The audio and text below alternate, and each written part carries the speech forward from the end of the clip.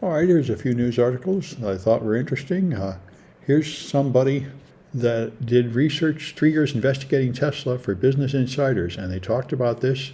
They put defective batteries in cars that they knew about it. He told the engineers to stop doing brake tests because too many cars were being rejected on the tests, so they decided to stop testing it. I mean, I know when I heard a few months ago that there are 10 current recalls of Tesla in action right now, it's when I was sort of horrified. They do recalls in China much faster than they do them in America. And something wrong with Tesla. There are many other articles talking about the consequences here. And I think we're all seeing the dark side of Musk. If you didn't see it before, the way he's handling Twitter is just amazingly making him look bad, except, of course, to a large category of Silicon Valley tech pros that just think he is God and nothing he does can ever be wrong.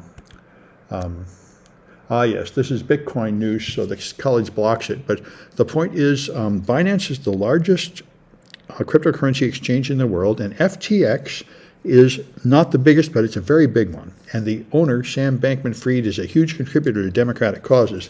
And the FTX is apparently going to go down, and apparently all their customers are going to lose their money. Binance demanded that they get their money back, and in return, the Prime said, well, you could just buy the whole company, and Binance was going to do that and bail them out. But they say as soon as they took a look at their books, they found out that their financial situation is much worse than had been disclosed, and now they have refused to bail them out. And that means I think nobody's going to be able to save FTX, and that probably means that everybody that put money in FTX is going to lose it, which is true of all these cryptocurrency exchanges. They're high-risk investments, and if you put your money in there, if they go broke, which is not unlikely these days, you'll lose your money. There's a weight loss drug that's all over the place. Everybody's taking it. Elon Musk is taking it. It's an anti-diabetes drug, which affects the way your body handles insulin and sugar. But as a side effect, people lose weight. So everyone's doing it for that reason. And now they're saying the reason why it makes you lose weight is that it makes you nauseated. Anyway, the end result is everybody's on it. All kinds of people losing weight. You have to get an injection every week. So Ozempic is one of the brands, and they can't manufacture it fast enough. They're telling people not to use it to just lose weight because they want to save the supplies for the diabetics, which kind of baffles me. Why don't you just make more? When you got a product that's a hit, you just make more. But anyway, for some reason, they are not making more fast enough, and people are using it like crazy. There are doctors that will just give you this stuff so you can lose weight, and it's, of course, big in Hollywood and stuff, but it's everywhere. So all the celebrities are on it, apparently. I was just on Paul's Security podcast, Paul's Security Weekly, and they were talking about this, which is interesting. I saw this before. Linux is enabling indirect branch tracking on the kernel, and this is a way to stop return-oriented programming exploits, which we'll be making next semester in the exploit development class. These exploits require jumping into system routines just a few instructions before the end. So you get just a couple of instructions and then a return, and another couple of instructions and then a return, and you paste those together to build an exploit.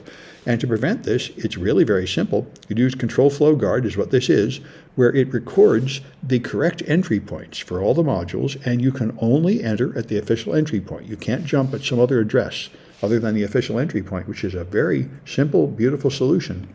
And it's in Windows now, and it's going to be coming to Linux soon. Control Flow Guard, they call it in Windows. All right, then Red Cross. Red Cross will put this Red Cross symbol on jackets and trucks and tents, and the idea is that military will know not to bomb that tent. And they want to do the same thing for their cyber assets so that ransomware people and other people that are hacking into systems will be warned that you're hacking into a medical facility, and they're hoping that some significant number of the attackers will refrain from attacking them since they advertise the fact that they're a beneficial thing to everybody. There are some cyber ransomware groups that target hospitals, but there are some who claim they won't. So it seems like at least some attackers would honor that. All right, and this one I thought was very interesting. I hadn't heard about this attack. You attack a company, you get in, you get domain administrator privileges by stealing a password hash somewhere or something. But if you actually directly connect to the domain controller, you'll probably get caught. So what you do is you spin up another virtual machine that's a domain controller, and you configure it as an auxiliary domain controller so it will synchronize with the other, and you get all the data that way. And it's just another way to get the same information off the domain controller, but it's more sneaky, and you might not get caught. And so this is Elon Musk's latest idea. He's coming up with several of these ideas every day. Now he's going to have 2 check marks. Instead of just selling you a check mark for $8 a month and having no way to actually authenticate who you are, he's going to have 2. One you pay for, and one where they actually have to verify who you are. So that might be better. But we'll see. He'll probably change his mind another 3 or 4 times by next week. So anyway, I'll stop the news and move on to the official stuff.